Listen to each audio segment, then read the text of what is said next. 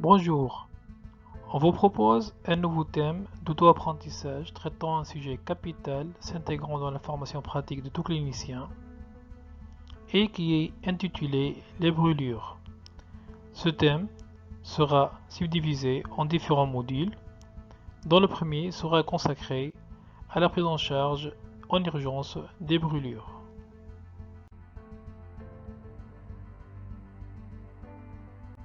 Donc notre public cible sera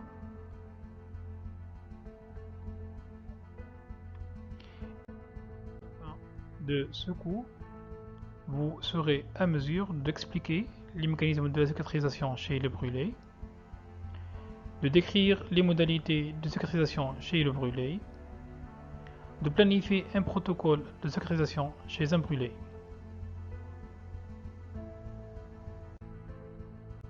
On passe maintenant aux évaluations. Quelles sont les phases de la cicatrisation?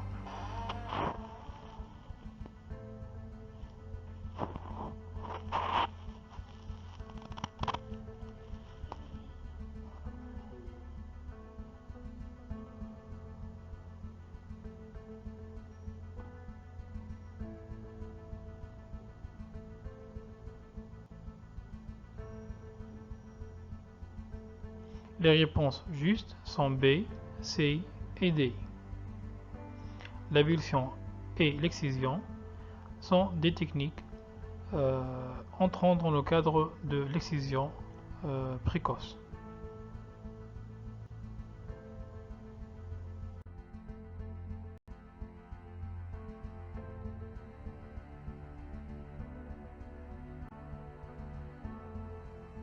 La détertion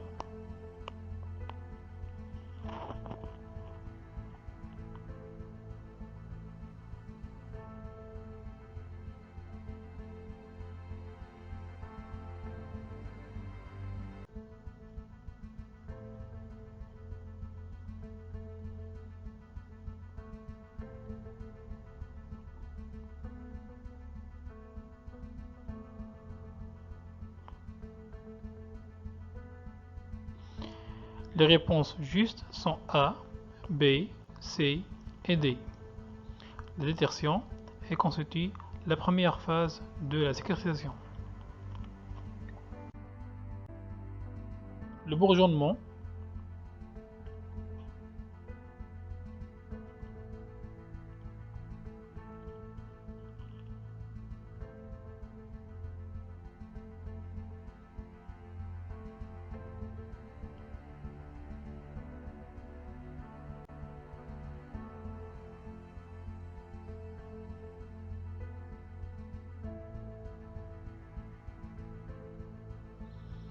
toutes les réponses sont justes.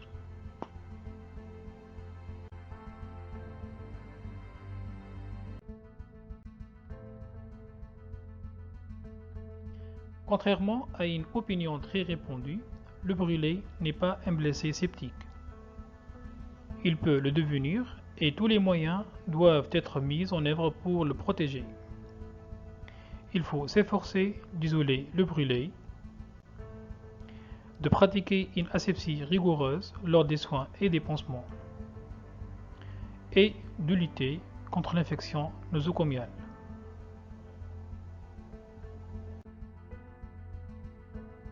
Les objectifs du traitement chez le brûlé seront obtenir une cicatrisation dans les plus brefs délais, d'éviter et de prévenir les complications, notamment les infections, de garder et ou de restaurer une fonction optimale et de prévenir et de réduire les séquelles, et ceci durant toutes les phases de la prise en charge, à la phase aiguë et ou subaiguë.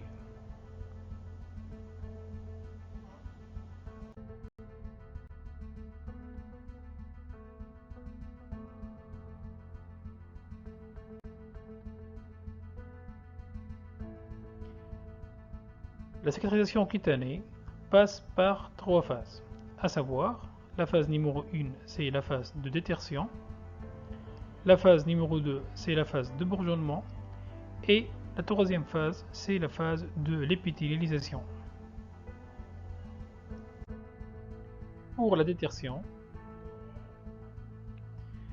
c'est l'ensemble de phénomènes enzymatiques locaux qui vont assurer la protéolyse locale et va aboutir à la liquéfaction des débris nécrotiques qui encombrent la plaie. Ces enzymes protéolytiques sont d'origine microbienne et cellulaire. En fait, la brûlure est stérile initialement, puis à partir de la 24e heure, les transitaires accidentels vont envahir les lésions à partir des gîtes microbiennes et le premier germe présent dans une brûlure est le strepto-A bêta hémolytique, puis la plaie va être envahie par le Staph aureus et les autres germes. On comprend ainsi que l'infection locale est bénéfique pour la cicatrisation, tout en étant cependant contrôlée, et il faut garder un inoculum bactérien local inférieur à 10 exponent 5 bactéries par millimètre cube. Cette infection, à travers la sécrétion des enzymes protéolytiques, elle va aider à la détertion et ainsi à la cicatrisation.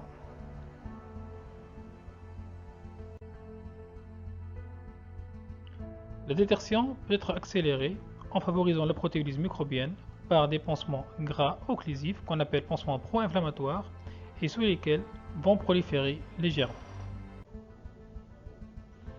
D'autre part, une excision mécanique et un nettoyage s'imposent le plus souvent au préalable et ceci va éliminer les débris nécrotiques déjà existants et la nécrose liquéfiée par la protéolyse.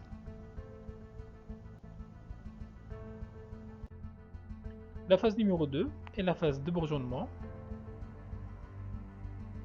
Elle débute dès la création de la perte de substance et elle s'intruque avec la précédente.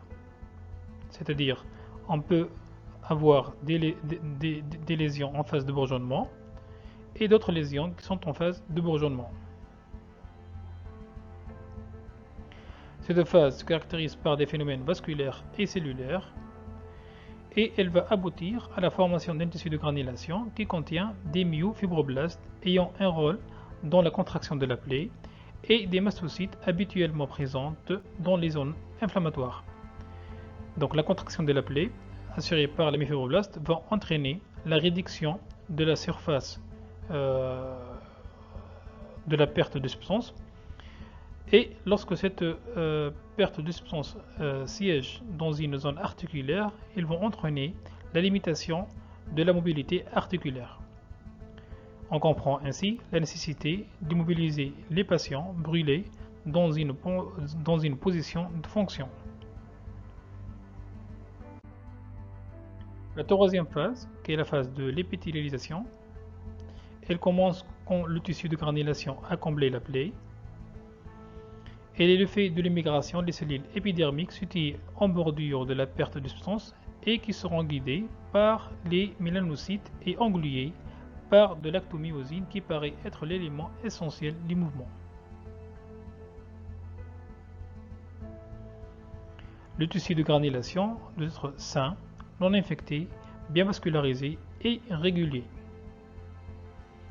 Au cours de cette phase, le plus souvent, dans les grands brûlés, on a recours à accélérer cette épithélisation par la mise en place d'une greffe de peau.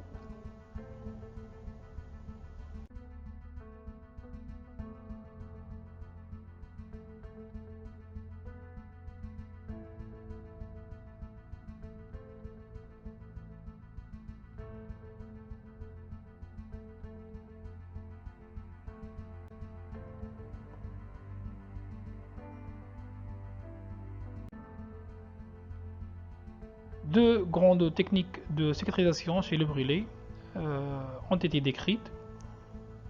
La méthode conventionnelle, c'est-à-dire la cicatrisation dirigée, elle consiste à faire des soins locaux qui vont assurer la direction des différentes phases de la cicatrisation et qui va s'achever souvent par une greffe cutanée. La cicatrisation est trop longue avec beaucoup de risques d'avoir des séquelles articulaires. La deuxième technique, c'est l'excision greffe précoce, qui consiste à exciser chirurgicalement les différents tissus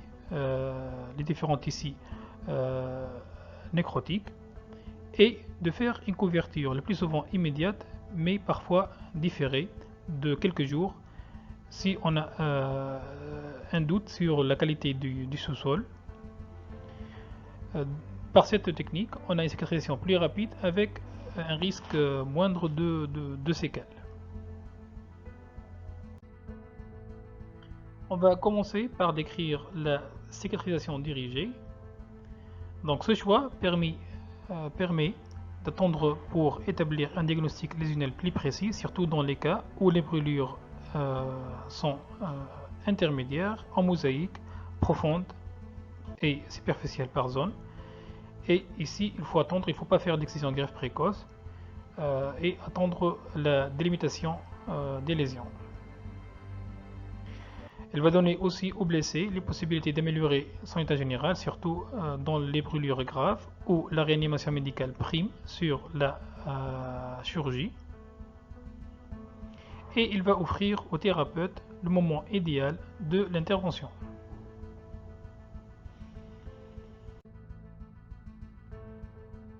Par cette technique de cicatrisation dirigée, les soins locaux peuvent être faits de deux manières, soit à travers des pansements occlusifs, soit par l'exposition à l'air libre.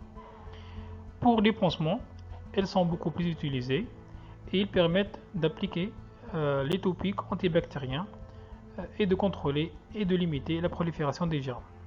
Ces topiques ne stérilisent pas la plaie, mais constituent un obstacle à la prolifération des bactéries. Dans tous les cas, il faut respecter par ces pansements les différentes phases de la cicatrisation à rappeler: la détertion, le bourgeonnement et l'épithélialisation.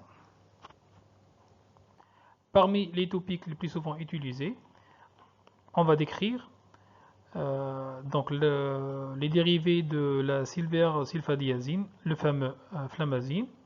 Donc son application apporte un certain confort et les complications iatrogènes sont rares, à savoir la neutropénie. Son spectre est très large, vu que l'argent est le molécule principale de cette topique, et il est très efficace sur les bacilles gram-négatifs et le pseudomonas en particulier. Une autre molécule qui est la bétadine. Il peut entraîner une importante absorption du iode, du coup il faut toujours diluer la bétadine à 10%. Son spectre est hétéroïde par rapport à l'argent.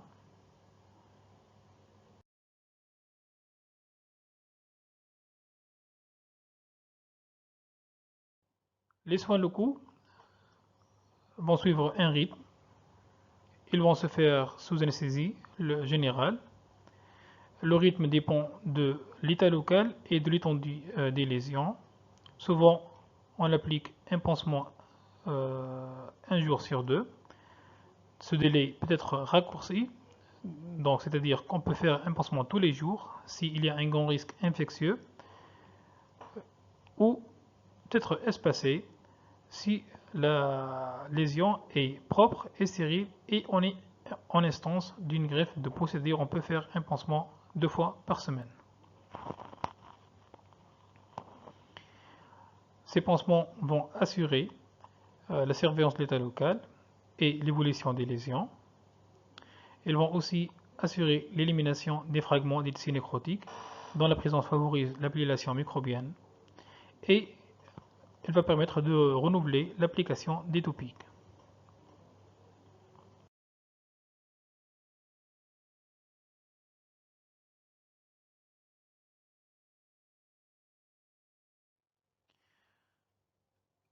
Voici un exemple d'une greffe de peau.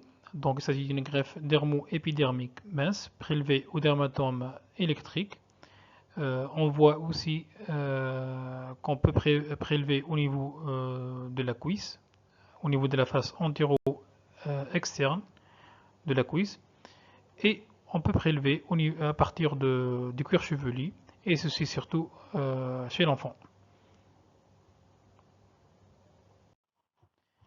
La greffe de peau ainsi prélevée peut être utilisée de deux manières, soit en peau expansée enfilée, ce qui va multiplier la surface, et ceci est souvent utile au niveau du tronc, au niveau des membres, comme on peut utiliser en peau pleine, et ceci est souvent indiqué pour les zones fonctionnelles, c'est-à-dire où il faut respecter les unités plastiques fonctionnelles, comme au niveau des mains, et ou les unités esthétiques, comme au niveau de la face.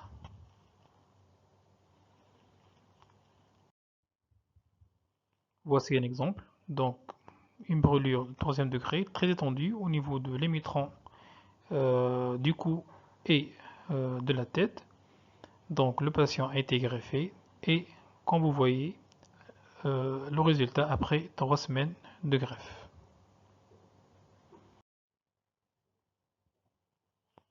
Un autre exemple d'une greffe étendue et le patient dans ce cas a été greffé par des greffes de peau pleine et vous voyez le résultat. La deuxième méthode, c'est l'exposition à l'air libre. Elle a été assez réputée dans les années 80. Comme a dit Wallace, l'exposition à l'air est une technique chirurgicale et non un abandon non déguisé. Son principe consiste à une dessiccation dans une atmosphère chaude et sèche et il permet une cicatrisation rapide et aisée des lésions superficielles. Actuellement, on garde cette technique pour les brûlures de la face superficielle et les brûlures de la région du périnée, dont l'application des pansements occlusifs est très souvent difficile et c'est une zone de macération.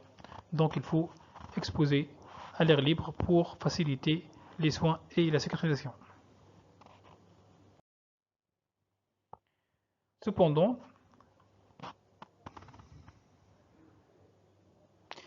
elle induit l'apparition d'une croûte, ce qui va masquer les phénomènes d'approfondissement des lésions, peut permettre l'évolution des petits foyers septiques cachés et elle peut entraîner l'approfondissement de certaines lésions par thrombose capillaire superficielle au contact de sites de ces infections. Elle peut aussi représenter un obstacle si l'on décide d'appliquer une thérapeutique locale. Et cette technique semble avoir perdu actuellement beaucoup d'adeptes.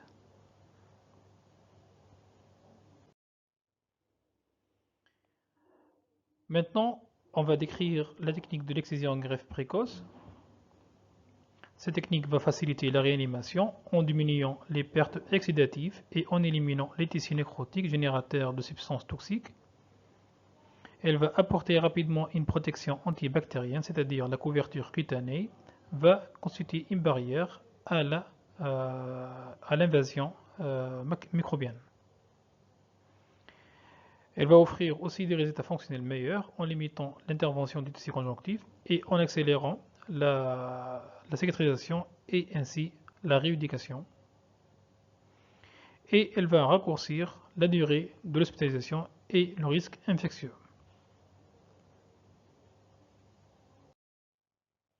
Quand on peut faire cette excision et cette greffe cutanée, donc souvent la greffe cutanée s'indique entre le 7e et le 10e jour post-brûlure.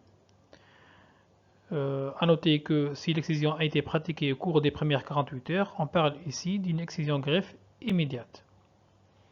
Après excision des tissus nécrotiques, la couverture est souvent faite par greffe de peau. Cependant, dans certains cas, on a recours à réaliser des lambeaux. Comment on peut faire et réaliser cette excision? Donc, Armans a décrit l'avulsion des tissus nécrotiques dans les carbonisations. Donc, il s'agit de délimiter au bistouri la zone de brûlure de troisième degré, d'exciser par arrachement ou par bistouri électrique le placard nécrotique, et cette technique nécessite une hémostase rigoureuse. une autre technique qui consiste à faire des excisions tangentielles décrites par Jan Zukovich. Donc, elle consiste à exciser au dermatome mécanique et ou électrique les tissus brûlés, tranche par tranche, jusqu'à l'obtention de piquetés hémorragiques. Elle permet un diagnostic de profondeur et elle ne respecte pas cependant les îlots de réépithélisation.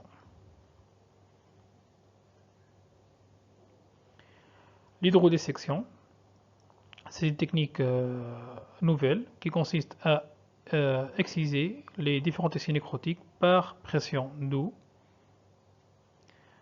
Donc, elle va assurer le débridement de seulement les tissus nécrotiques.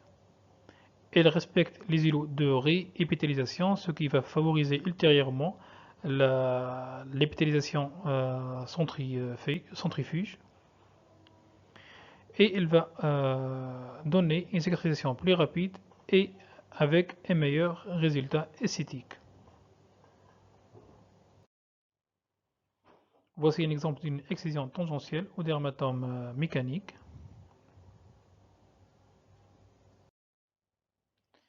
Ici, un cas d'une hydrodissection par Vessagette. Comme vous voyez, une sonde à travers laquelle il va y avoir une sortie d'eau sous pression et qui va faire le débridement de seulement les tissus nécrotiques de 3e degré.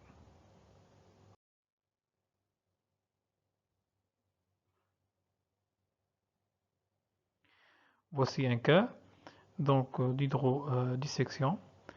Donc, aspect initial, lésion profonde de 3e degré et de 2e degré. Voici l'aspect après un débridement par hydrodissection. Vous voyez que seulement les lésions de 3e degré au niveau de l'avant-bras, du coude et des bras ont été excisées avec respect des différents îlots de réépithélisation. Et voici l'aspect à 21 jours avec une cicatrisation presque totale. Ici, c'est l'exemple d'une hydrodissection.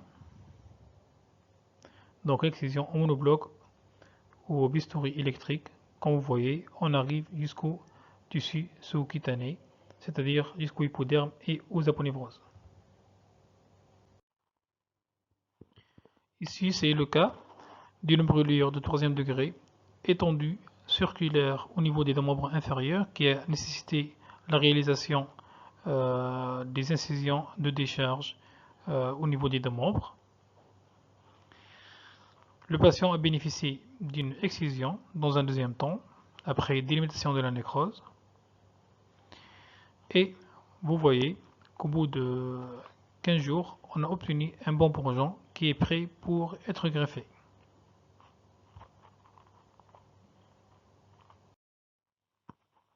Notre cas d'une brûlure de 3e degré, bien limitée, bien circonscrite. Donc, ici, on a décidé de faire une excision au bistouri jusqu'au tissu viable, donc jusqu'au aponevrose des tendons extenseurs, avec une greffe de peau totale immédiate. Donc, un résultat précoce satisfaisant avec un bon aspect esthétique et fonctionnel permettant une flexion complète des doigts. Donc la couverture par lambeau, donc quand on peut réaliser cette méthode de couverture, donc en fait les lambeaux seront souvent indiqués après des excisions, des brûlures profondes et surtout lors des brûlures électriques où la profondeur des lésions, l'étendue est très importante, lorsqu'on a une exposition d'éléments nobles avec mise en jeu de la fonction. Comment on peut faire cette technique? Donc, le choix du lambeau à réaliser dépend de la surface à couvrir, de l'agent causal, c'est-à-dire lors des brûlures électriques, il faut choisir le lambeau loin des zones, de passage du courant qui a lésé certainement les petites pédicules, les pédicules et la microcirculation. Il va dépendre aussi des sites donneurs disponibles et de l'état général du patient. Voici le cas d'une brûlure électrique avec ischémie distale entraînant l'amputation du membre. Donc on décrit une exposition du tendon de biceps au niveau du moignon et on décide de faire une couverture par un lambeau du muscle grand dorsal, donc qui va assurer la couverture de la persistance d'une part, ainsi que la réanimation de la flexion du coude d'une autre part.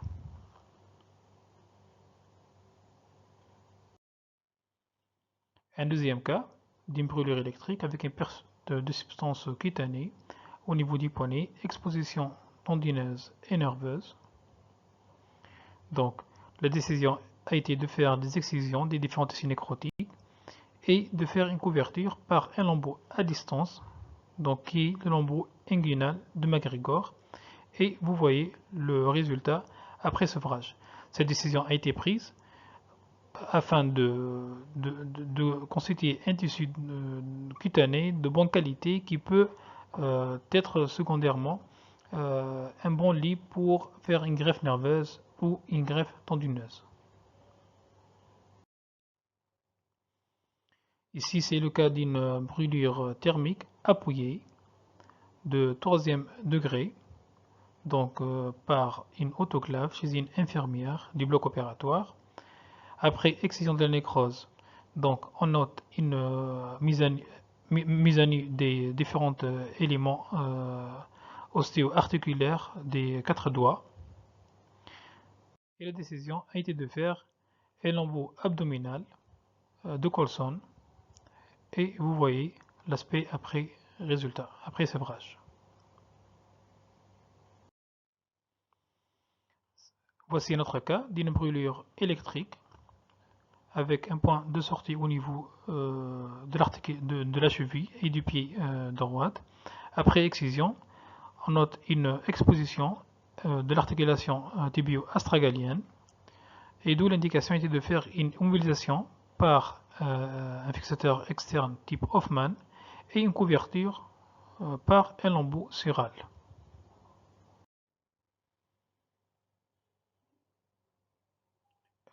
Après une phase de bourgeonnement, donc on a complété la couverture par une greffe de peau mince et vous voyez l'aspect à 5 mois post-opératoire.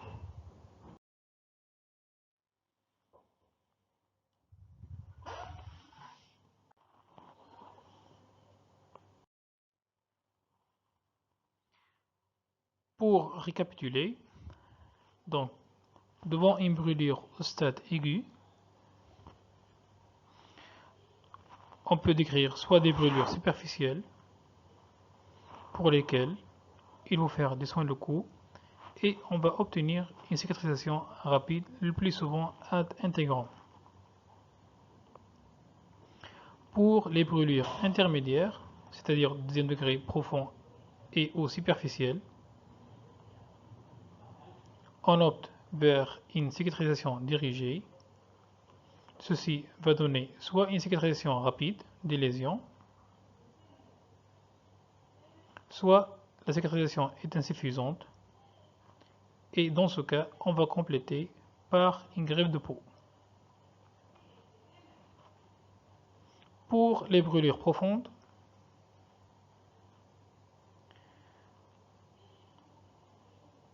donc on a soit on va appliquer une excision précoce, le sous-sol est de bonne qualité et on va compléter par une greffe de peau totale,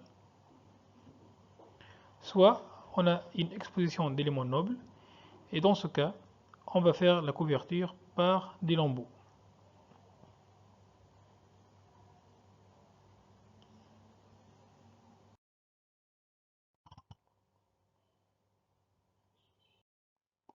En conclusion, on peut dire que la cicatrisation des brûlés est toujours douloureuse.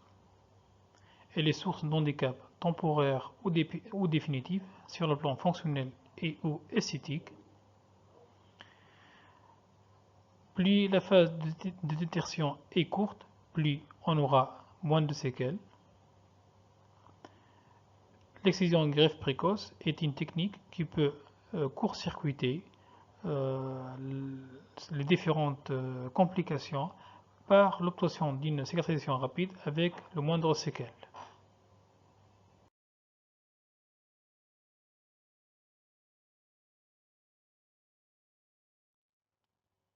L'épithélialisation.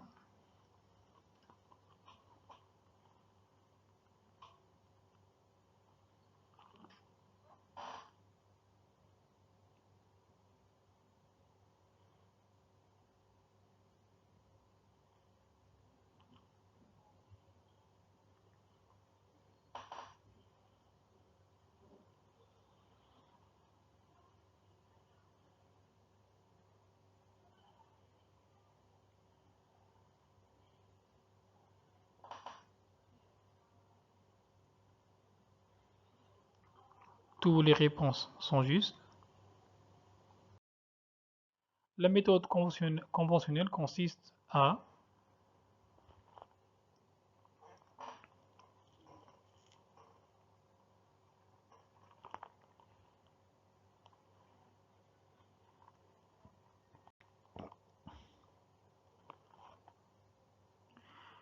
les réponses justes sont A, B, C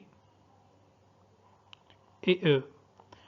Donc, pour la réponse D, donc la couverture immédiate, elle est indiquée dans l'excision greffe précoce et au cours de la méthode conventionnelle, la greffe sera secondaire après l'apparition d'un bonbon jaune. La méthode de l'exposition à l'air libre.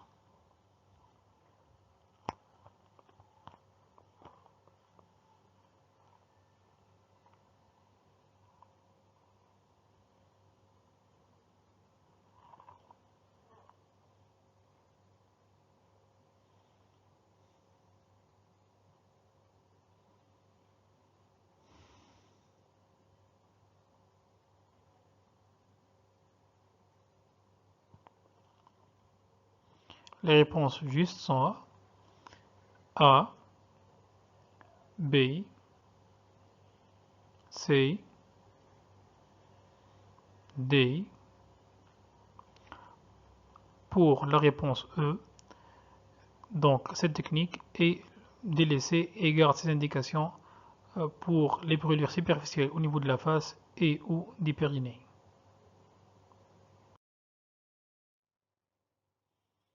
L'excision greffe précoce.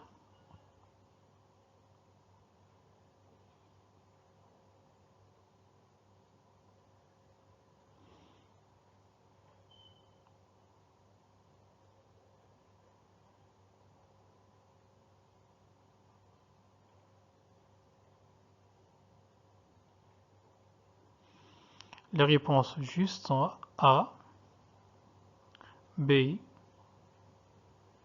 C, D. Pour la réponse E, elle est souvent indiquée dans les brûlures à surface cutanée limitée, le plus souvent inférieure à 15%.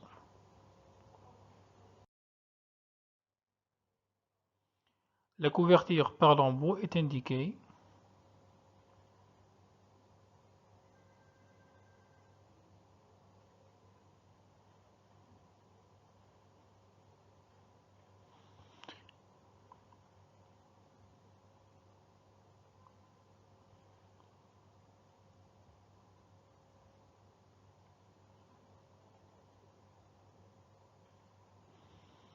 Les réponses justes sont A, B,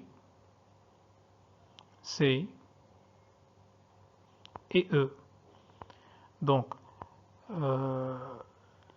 les brûlures électriques sont les plus concernées par ces techniques de couverture où il y a plus d'exposition d'éléments nobles et les brûlures sont plus profondes.